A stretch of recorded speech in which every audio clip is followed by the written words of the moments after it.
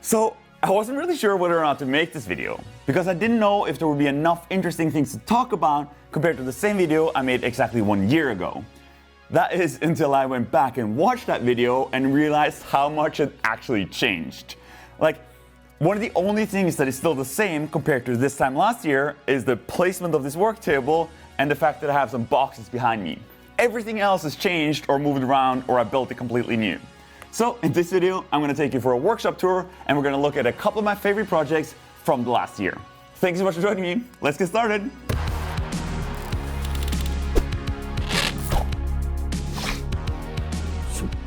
So this is my workshop. I've been in here for exactly 2 years.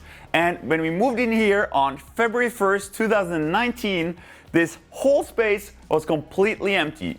As a matter of fact, it was actually twice the size going that way. You see, I'm renting this space with two of my friends, Simon and Lucien. Now, they're building mostly furniture and doing woodworking, stuff that creates a lot of dust. So it made sense to split the area in 2 different sections. So one of the first things that we did when moving into the space was building a big wall in the middle, so that they can do their thing on their side and I can do my thing over here. We also built a raised kitchen in the corner with material storage underneath and a massive dust extractor that we placed outside to deal with all the dust from the big machines. Now, if you want to see more about those projects, you can either watch the workshop tour from last year or the individual build videos for those projects, because all that stuff had already happened within the first year of being here, and I want to talk about all the new and cool things that happened since. So let me take you for a tour around this workshop. I'm going to show you all the things that are new and improved, and a lot of the things that I built this year. Because yes, a lot of the projects that I built this year was for this workshop. So come on. Now, as far as big tools and machinery goes, I mostly had all that stuff in here already by this time last year.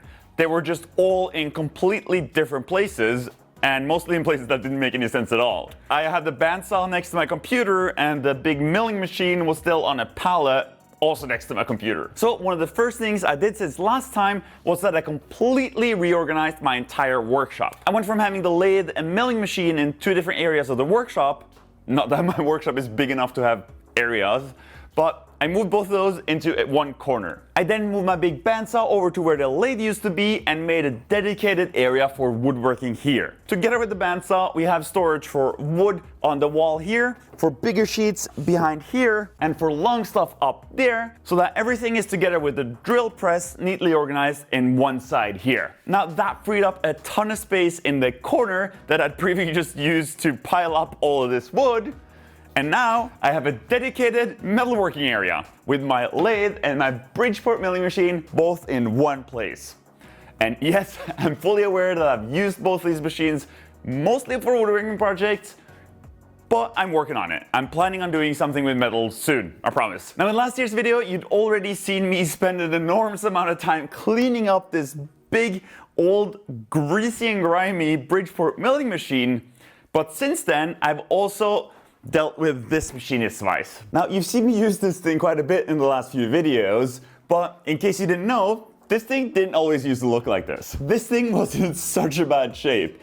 It was super rusty, the paint was all flaky, and it was just no fun to use. So I spent about a week removing all the rust, stripping all the paint, repainting it, and making it all look nice and smooth again. Now, apart from this device, I still have a ton of tools and equipment that I somehow need to organize in this area.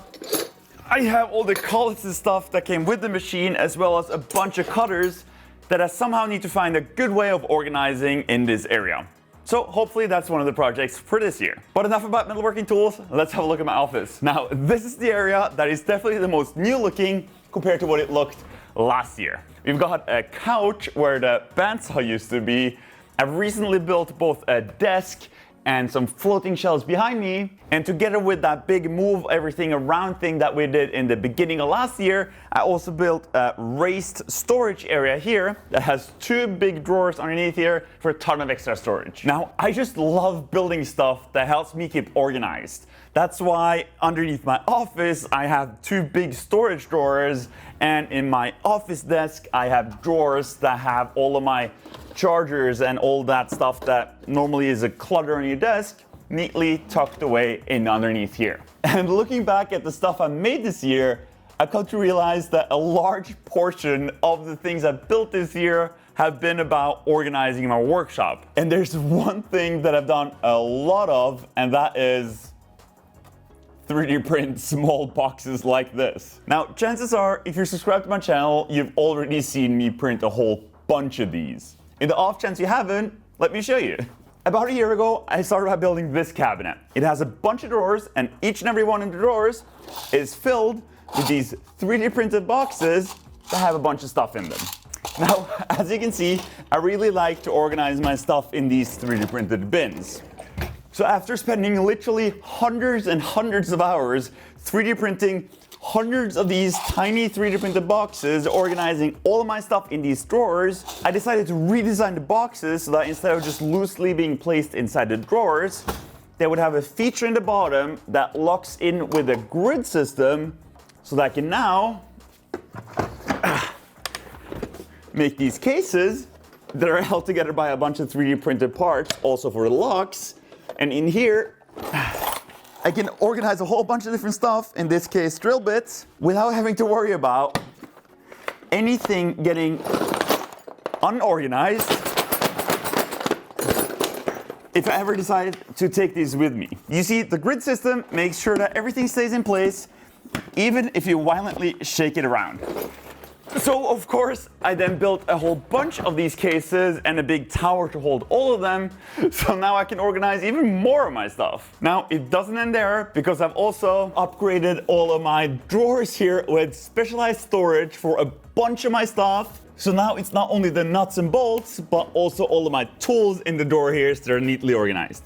By the way, if you want to build any of these projects, either it's the work table, any of the assortment cabinet, assortment case, or drawer organizers, they're all available for download on my website, which is alch.shop. I've also just made a special bundle that includes all of the projects that I built in here to organize my workshop. That's both the work table with all the drawer organizers, the assortment cases, the assortment cabinet, and all of the different sized boxes, all bundled up into one so that you also can organize your workshop. Head over to alch.shop to check out all the stuff I've got there. So that's pretty much it for the bigger projects that we built this year to get the workshop more organized. But that's not the only thing that we built this year. We've also built a lot of other cool things that I wanted to look back at with you guys. Now, one of my favorite and the by far most useful thing I built all year, the same thing that allows me to do these really smooth shots like this, is this really big 3D printed camera arm. Here, let me show you. Alright, so I'm gonna have to use my phone to show you because the camera that I'm using to film this is mounted on the camera arm. So this is my really big 3D printed camera arm, which is made up of aluminum extrusions and 3D printed parts. And let me tell you, now that I've been using it for basically every single shot for every single video since I built it, I've come to realize that it is even more useful than I would have expected. It is so easy to reposition the camera, and I can even do crazy overhead shots like this. And by the way, if you want to build one, the 3D files are also available on my website. Now, that's of course not all I built this year. I've also built this Woodworkers Device, which is made up of a bunch of 3D printed gears inside of here, and 2 screws going inside of here so you get parallel clamping pressure. And surprisingly enough, it still has a ton of clamping force, and none of the gears have worn out yet. Oh, and also, now this has to be one of my favorite projects that I built last year. It's an electric scooter that I built using an old skateboard deck, a bunch of 3D printed parts, some broomstick that I later replaced with a nice oak stick, and yes, it's electric because it's powered by an electric drill. So by placing the drill in here, we now have an electric scooter. Fun fact about this thing is that I got invited to show it off on a Norwegian television show, which I of course did. And naturally they wanted me to ride it, so I rode it around the studio there, and I got this close to epically face planting on live television because one of the printed parts up here actually decided to snap off, which I only figured out after getting back to the workshop when it broke 10 seconds after me trying to ride it again. So I guess I have to print some new parts and then we're good to go again. Now, talking about 3D printed parts, I've actually done a lot of projects that involve 3D printing this year. I made both a chair and a table using 3D printed joinery that holds together pieces of broomstick together with some relatively simple flat pieces of wood to make, I think, pretty nice looking and fairly complex furniture. This year I've also cast a bunch of stuff in my new favorite material, Jessamine. Now, Jessamine is definitely my favorite casting material because compared to plaster and concrete, the fact that you can color it a bunch of really crazy colors is just amazing. Now, I did make a whole bunch of these small planters together with some larger vases and flower pots out of that Jessamine material. That was a ton of work, but also really fun to do. I also made a big table out of it where I learned that working in larger scales is definitely way harder. But hey, I could go on and on about the things that we built in this workshop, but if you want to see more of that sort of stuff, there's build videos on all the previous projects, so you can just go back and watch any one of those. I'm just super excited for what we're going to build this year. I've already got a bunch of really cool new plans. I just got a new welder, so I'm planning on building out my metalworking area a little bit more. And I'm also working on a couple other really cool projects that I hope you'll enjoy. And hey, if you have any ideas to stuff you want me to build, let me know down in the comments below. I'd be happy to hear it. As for now, I just want to say thank you so much to everyone new that has subscribed. This time last year, we had just about 10,000 subscribers. Right now, we just passed 240,000, which is just insane. I still can't believe it. So I really hope you enjoyed watching this workshop tour video. I can't wait to make the same video next year to see everything that has changed from this video. Again, thank you so much for watching, and I'll see you guys in the next video. Bye bye.